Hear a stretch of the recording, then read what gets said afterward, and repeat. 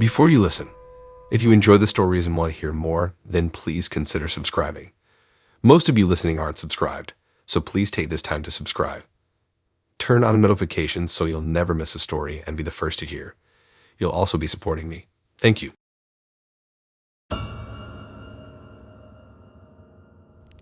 This messy situation first started out innocuously enough several weekends ago when a longtime friend Jen invited me to hang out with her and some new guy she was seeing at our neighborhood park. I was happy to finally meet this mysterious boyfriend she'd been gushing over for weeks. When I arrived at the park, Jen eagerly introduced me to her artsy graphic designer beau, Zach, who seemed really sweet and clearly adored Jen. And with him was Zach's college buddy Dan, who they said tended to be their awkward constant third wheel. Dan was classically handsome in a polished, preppy way, chiseled jaw, bright blue eyes, and a shiny mop of thick chestnut brown hair. His crisp pastel Lacoste polo and nice watch gave him an aura of understated privilege. Although he wasn't necessarily my usual type, we hit it off surprisingly well chatting in the picnic blanket about our jobs, favorite travel spots, and other harmless small talk. When shy Dan finally got the nerve to ask me out to dinner a few days later, I found his bashfulness and attentiveness charming and exciting. At the time, there were no blaring alarms that would indicate getting involved with this guy was a bad idea destined for disaster. Our big first date night finally arrived later that week. Dan texted me that he had reservations for us at an incredibly upscale contemporary French restaurant downtown I'd been dying to try. I truly was blown away and impressed when I arrived. Dan had clearly gone all out, scoring an intimate corner table complete with candlelight and roses. He ordered us pricey glasses of fine imported wine without even glancing at the menu, insisting I get anything my heart desired. That money was no object tonight when it came to pleasing me. It all felt incredibly lavish and romantic at the time, catching me up in how genuinely Dan seemed invested in earning my affections. Throughout the multiple exquisite courses of our meal, Dan kept casually steering the conversation back toward boastful references about his ample trust fund from his family's old money and illustrious job as a hedge fund whiz kid that afforded him immense wealth and privileges well beyond his years. At certain points, his humble bragging almost bordered on arrogant, like he was trying too hard to convince me of his elite social echelon and access. But I tried brushing it off, assuming maybe Dan was just socially awkward or nervous with intimate conversation. When our extravagant check arrived at the end of the long meal, I graciously reached for my purse to cover at least my hefty portion of what was likely $300 worth of rare wine and decadent cuisine. But Dan gently placed his hand over mine, insisting no perfect gentleman could ever fathom forcing a queen like myself to pay on a luxurious night out such as this. At the time, I thought it a bit old-fashioned but nonetheless charming display of chivalry on this fancy first date. I thanked him profusely for the undeniably delightful, pampered evening as he drove me home. That glowing perception admittedly shifted pretty quickly, however, the very next morning, when I was jolted awake by increasingly frantic texts and calls from my bank alerting me to multiple insufficient funds notifications in connection to my debit card on file. Confused and mildly annoyed, I called my bank to see what was prompting overdraft warnings on a card I rarely used for big purchases. But when the monotone automated voice rattled off most recent transaction, $340 to Ches Pierre French Bistro from last night, the reality of Dan's deceit hit me like a truck. Livid and seeing red, I immediately phoned the restaurant to desperately try sorting out what shady business had gone down after I left Dan to ostensibly pay both our bills in full on separate cards. But that's when the dutiful manager informed me Dan had ever so politely asked to split our extravagant toil between two cards when I wasn't paying close attention, only to then have his card declined later on due to mysteriously insufficient funds. According to the manager, Dan swore up and down it must simply be an embarrassing bank error, though, and promised to dash to the ATM right around the corner and return promptly to settle our bill in cash, since his lovely date had already departed and was expecting him to cover. Of course, as I'm sure you can predict, Slimy Dan never returned at all that night. Just completely stunned and disgusted by Dan's entire elaborate ruse unfolding, I immediately dial up my friend Jen to relay in utter outrage what her skeezy college pal had just put me through. And that's when Jen then dropped the second bombshell about what a fool I'd been dealing with. Apparently her boyfriend Zach had very recently discovered through old classmates that Dan had pulled this wealthy charm facade and fraudulent credit card issues dining scam to slickly stick multiple recent dates across surrounding towns with exorbitant restaurant tabs exceeding over $1,000 when all is said and done. Clearly, this polished grifter had crafted an art out of swooping in to impress women with promises of his immense fortune and penchant for lavish high-end fare. He flashed literal cash around to demonstrate his means, knowing it would cause his unsuspecting dates to freely order the costliest items on menus out of his supposed league. And then the crook would wait until the last moment during payment to fake emergencies about his cards not working, so the entire extravagant bill fell solely on the woman as he vanished. Despicable and rotten to the core. Well, Jen and I were absolutely not going to stand by quietly and let this preppy serial scammer financially take advantage of yet another kind-hearted woman trying her luck at love and trust. We promptly marched our evidence down to the police station and filed detailed fraud reports, complete with the restaurant manager's signed testimony about Dan's suspicious activity. To add duplicitous insult to injury, about a week later, that snake Dan still had the unbridled nerve to text me asking if I was free the upcoming Friday, because he had such a marvelous time getting to know me and could really see a future for us. When I immediately replied telling him off about the unpaid $300 bill and lifetime blacklist from the swanky restaurant. This two-faced charlatan genuinely seemed shocked and offended that I would dare accuse him of any sort of financial wrongdoing. Said he always paid his tabs and couldn't fathom why I was being so unhinged and hysterical over what must be a mix-up. I consider myself a pretty savvy person when it comes to online dating safety and vetting strangers from the internet. But getting completely fooled by that pathological criminal Joe I met on Tinder a while back taught me the hard way that liars and cons can still slip through even the tightest screens. When we first matched, Joe seemed totally innocuous. Average-looking suburban white-collar dude in his 30s, preppy sweater in all his pics, clean bio about his corporate job, and love of hiking. We vibed over messaging for a couple weeks with no red flags I could discern. When he eagerly asked to meet up for Saturday morning coffee to break the ice, I didn't think twice before agreeing. Mistake numero uno right there. Rolling up to the bustling cafe, I scanned the sea of patrons and spotted Joe waving brightly from a corner table, just like his photos. He greeted me with a polite hug and pulled my chair out before I could say anything. So far, so good. We grabbed our drinks and naturally the conversation turned personal fast, with Joe asking benign questions about where I grew up, about my big crazy family, all the standard stuff. I took it as a positive sign he was interested in listening. In return, though, I did start to notice Joe tended to deflect or get oddly vague when asked much about his own past, childhood, or current life. He'd swiftly divert back to drilling me with even more probing, intimate questions. This dynamic slowly started feeling weird, like I was on a one-sided interview that wouldn't pass the microphone back. The longer we sat gabbing, more perplexing inconsistencies popped up that my gut kept flagging too. Joe told some rambling tale about his rowdy college days, then later referred to having dropped out sophomore year because of family issues. He made an offhand joke about barely staying employed, then talked at length about important coding projects at his fancy tech job. Just weird lies that didn't fit for whatever reason. When I gently called him out on a major contradiction early on, Joe's whole vibe instantly tightened up. His smile dropped to an icy flat glare for just a millisecond before he caught himself, rearranging back into a cheerful grin. But I instantly felt prickles run down my spine at glimpse of that dark shift right below the nice surface. I casually tried to wrap things up soon after while his tone turned pushy, insisting we should totally hang out again real soon. Not a great sign at all.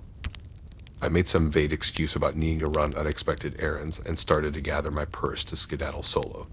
As I stood up, though, who should come marching through the packed cafe doors but two stone-faced uniformed cops making a beeline straight for our table. I froze like a statue, every internal siren blaring as they asked Joe to step outside for a quick word, please. This definitely wasn't part of my escape plan.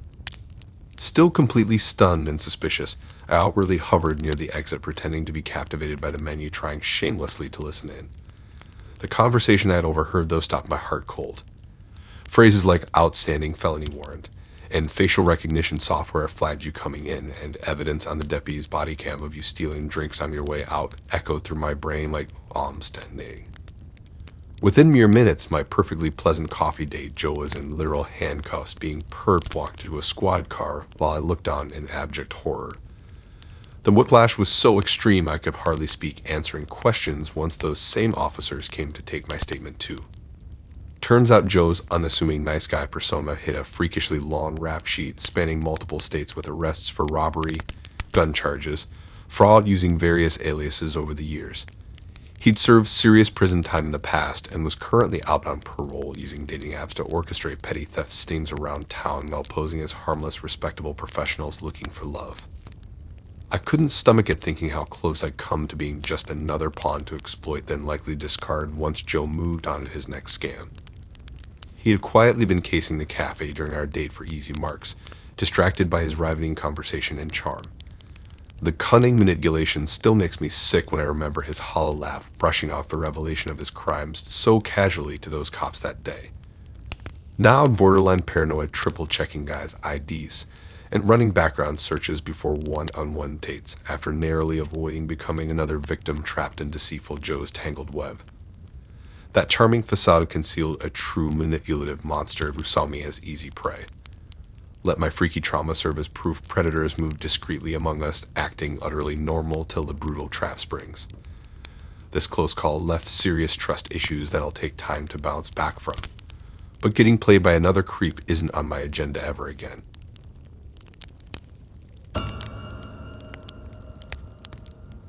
The whole episode got so awkward it still makes me cringe remembering my panicked, discreet attempts at trying to Venmo my friends under the table for loan money. I almost had to dine and dash for my life when Katie got up to powder her nose for the zillionth time while we waited for that astronomical check she clearly expected me to martyr off. It's safe to say our relationship took a hard pass immediately after that embarrassing scene. But not before she took me for an inadvertent financial joyride so rocky and rough it would have made even J-Lo's ex-A-Rod queasy. Allow me to elaborate on the impromptu sugar baby disaster night from hell. So this bombshell Katie rolls into my usual haunt local dive bar one thirsty Thursday, and naturally all heads turn to admire. I worked up the courage to gamely saunter over and drop some smooth talk.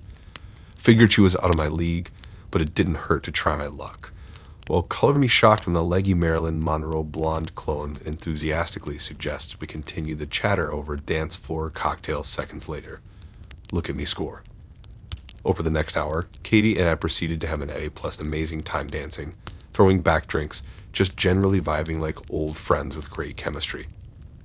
I discreetly found out she was new to my city for her banking career. That explained the fancy curves for Day's business suit dress look on Thirsty Thursday. She kept admiring my refreshing neighborhood local insight, as Transplant Katie called it. Meanwhile, I was just mesmerized staring at her ocean blue eyes and Zoolander cheekbones, nodding along politely whenever she paused talking. Things were going swimmingly. Katie even hinted we should grab dinner together sometime soon, punctuating with a dazzling white-toothed smile. My confidence soared. We exchanged numbers and parted ways outside the club.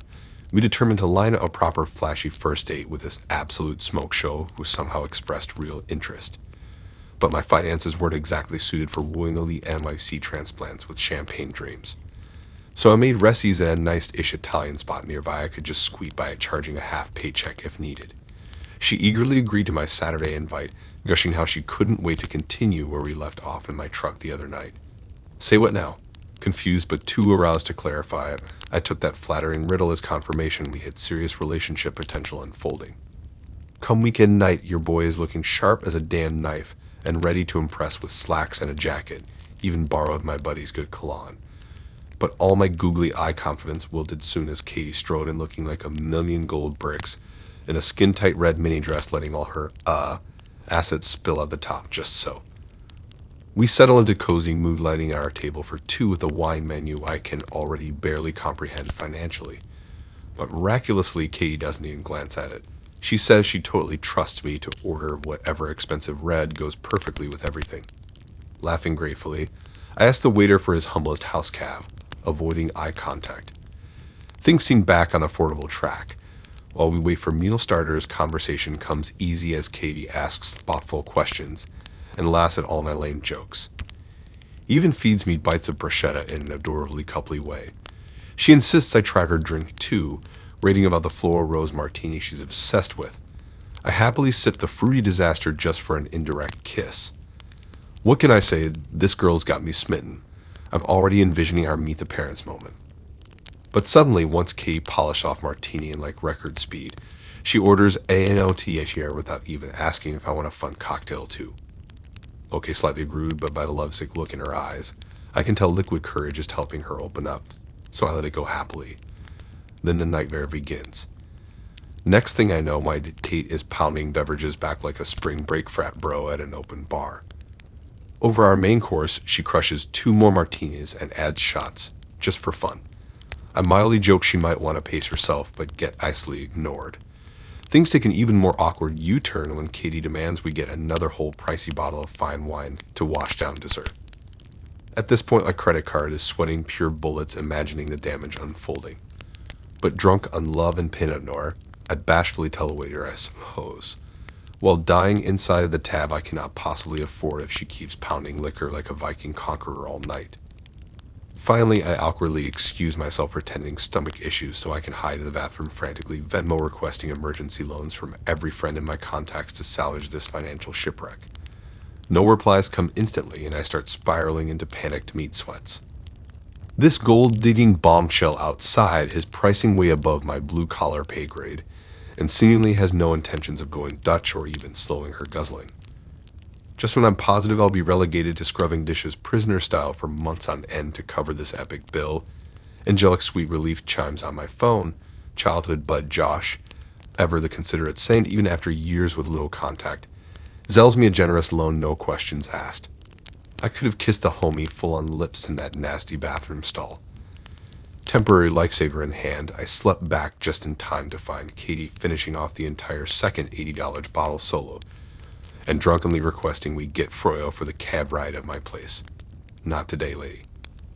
I fabricate an allergic reaction to our meals and beg forgiveness that we must reschedule dessert another night soon. Katie tries and fails miserably to hide her drunken, pouty-lipped disappointment while I hurriedly flag down our waiter and tell him don't spare the horses. Uncle Josh has the bill tonight. With the food settled safely thanks to my dearest benevolent buddy, I make sure Katie gets an Uber okay, trying to keep things cordial despite feeling utterly bamboozled by this wolf in sheep's clothing. As her car zooms off into the night, it finally hits me that this woman stacked our romantic evening purely as a ploy for endless free top-shelf liquor and 5-star cuisine with zero reciprocation while I stressed over the damage. No parting kiss, no follow-up, nothing except the faint scent of Chanel No 5 lingering mockingly. I text Katie later to say I had fun and we should recreate that magic, but surprise, surprise, no response came ever. Clearly, I had served my purpose for the night as an unconditionally generous schmuck mark who could foot the bill for her to live large. Thanks for listening in. If you like these stories and want to hear more, then please subscribe and like and support this new channel. We have more stories for you to listen to.